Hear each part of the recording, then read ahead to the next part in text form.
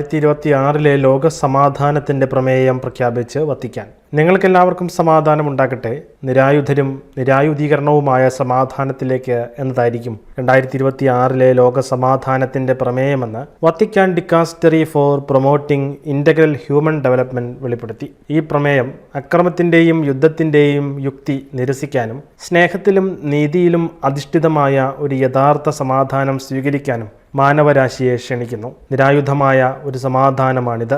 അതായത് ഭയം, ഭീഷണികൾ അല്ലെങ്കിൽ ആയുധങ്ങൾ എന്നിവയെ അടിസ്ഥാനമാക്കിയുള്ളതല്ല. സംഘർഷങ്ങൾ ഇല്ലാതാക്കാനും ഹൃദയങ്ങൾ തുറക്കാനും വിശ്വാസം, സഹാനുഭൂതി, പ്രത്യാശ എന്നിവ സൃഷ്ടിക്കാനും അതിന് കഴിവുള്ളതിനാൽ നിരായുധീകരിക്കാനും കഴിയും. സമാധാനം വിളിച്ചപേക്ഷിച്ചാൽ മാത്രം പോരാ, ദൃശ്യമോ ഘടനാപരമോ ആയ എല്ലാത്തരം ആക്രമണങ്ങളെയും നിരസിക്കുന്ന ഒരു ജീവിതശൈലിയിൽ അത് ഉൾക്കൊള്ളണമെന്നും വത്തിക്കാൻ പ്രസ് ഓഫീസിന്റെ പ്രസ്താവനയിൽ പറയുന്നു.